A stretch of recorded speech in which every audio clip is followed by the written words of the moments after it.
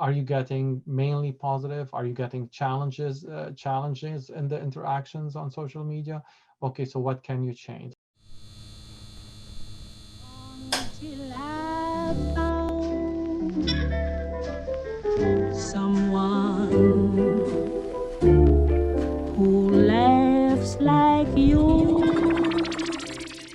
A little bit about me. I'm a psychiatrist. I don't know if any of you have interacted with psychiatrists before or know much about them, but psychiatrists are medical doctors who specialize in issues related to mental health. So basically, challenges with regards to emotions, thinking, behaviors, and such.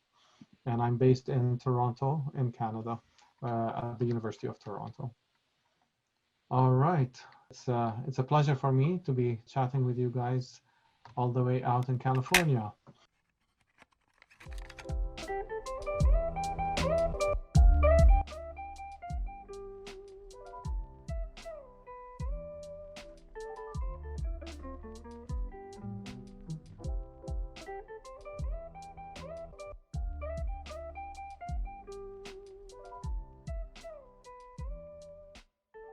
As a social media cleanse helpful, or is it like not helpful? Like, I guess as a teenager, what is the right balance for social media? The relationship between social media use and struggles with mental health. And the most common number that comes up is 2 hours, 1 to 2 hours, say, depending on the study. But basically, if you're using social media for over 2 hours a day, this increases the chance of various types of mental health struggles. For example, there was a study where they had people say, okay, you're gonna stop using social media for a week. Just do whatever you want, just don't use it for a week. And then the other group, they told them you can just continue using your social media as normal. And the ones that stopped for a week felt much better. And that's something that I see over and over with young people. So it is worth it to decrease. I'm not saying you should stop it completely. I think you should be interacting with each other and interacting on social media if it's enhancing the quality of your real life relationships and interactions, then that's actually a positive thing. But to put boundaries, right? So, for example, setting the amount of time, as we're talking about, let's say not more than 1 or 2 hours, and then when you're doing it, not in bed or close to bedtime, set times during the day. You can tell people on social media, you know what, not gonna be on it all the time as before. I'm gonna go, decrease the amount. And if you want to talk to me, just call, so that they know and they don't worry or think you're ignoring them or something. And then what's important also is you want to come up with ideas of what you're going to do instead, right? Because if you've been spending all these hours every day and then all of a sudden you're not doing it, then you find it hard to fill up your time. And then it's easy to just drift back to doing what you're used to doing. So you want to plan ahead and think and fill up with activities, good, healthy activities that you enjoy doing. And I'm sure you guys can come up with a lot of different ones, including seeing each other in person. Although now with COVID, it's a different story. It's more challenging, but nevertheless, that's another thing that you would want to do. Maybe not a major surprise there with everything with what I've explained. But what's interesting that even having the phone by the bedside table, even with it being off, it disrupted the sleep. It wasn't as bad as actually using the phone, but even just its presence there was disruptive to the sleep. Wasn't as good as if the phone is outside of the room, which is interesting. Since everyone is quarantined during the pandemic, how would you recommend socializing to others during social media? We are lucky to have technology. I would say it's a positive thing in this respect because it allows us to connect with people. But you see, the context is very different, right? Because it's different than your whole world is in social media, or you have a lot of connections with people that you barely know in person, but it's mostly people, friends and friends of friends and whatever, versus people that you know and you see in person and you want to keep in touch with. And because of the pandemic, you can't see them face to face. So you're going to use social media to maintain this connection and relationship. And so that's a different context. And I would say that's a healthy use of social media. And other boundaries you could do, like even notifications. I'm not a fan of notifications because I keep you on, oh, notification, oh, I got to know.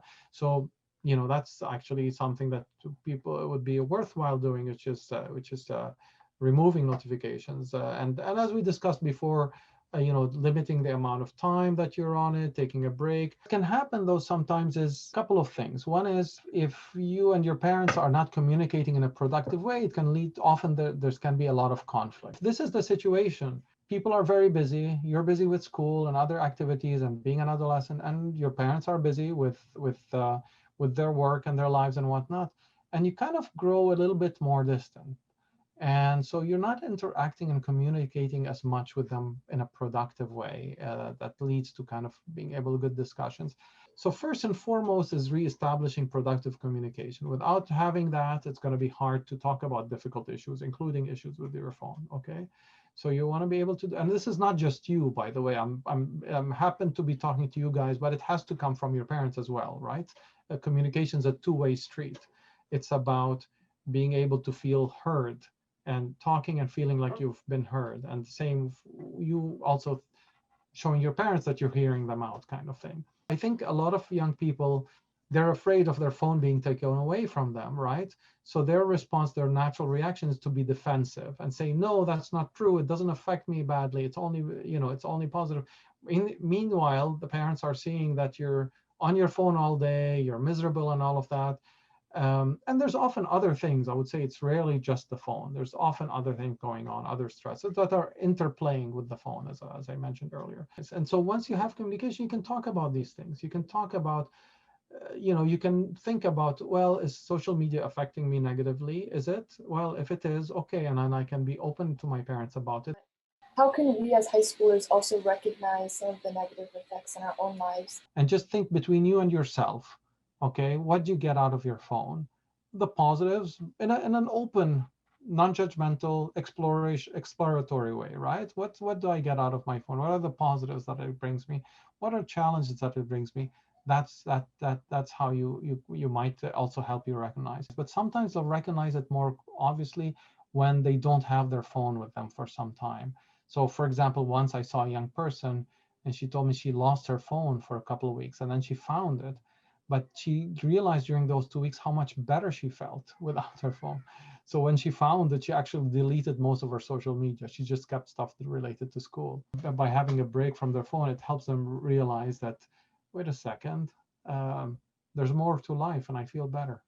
I guess kind of like leading off of that, I think like a common thing among teenagers is FOMO, which is the fear of missing out.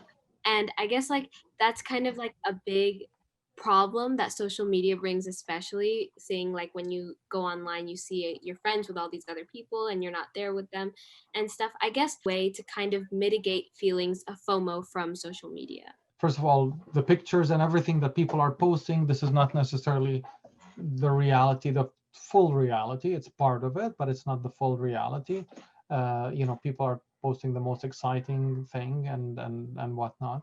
So you're not missing out as much as it seems. If there's something bothers you, hopefully if you're good friends enough with them, you can actually chat about it with them and ask them about saying, you know what, I would have liked to go out, or you guys didn't include me. And at least starting a conversation about it. But if it's someone with whom you don't have a positive relationship, maybe just you don't need to be connected with them on social media, right? If you don't have a positive relationship with them in real life, the connecting with them on social media is probably going to be more problematic than anything else. I do see young people increasingly being aware of that. Not enough yet, hopefully more and more. And you guys are obviously well informed and interested in this topic, and you would know. But I do see people say, oh yeah, no, I know but that's not the reality. I know that they're just posting whatever. Maintain real life relationships. Life is very much about relationships. Doing well, how well you do is very much related to relation. In fact, in one study, they found that, in terms of the negative effects of social media, the more in-person relationships you had, that protected against negative effects of social media. And in fact, interacting with these in-person relationships on social media was a positive thing. In fact, it enhanced how you're feeling. So reminding yourself that's not the real world, right? It's a virtual world. Even though real people post on it, but they're not posting the full reality. and so and keeping connected to the real world, grounded. That's never lose that. And if you do, get back to me.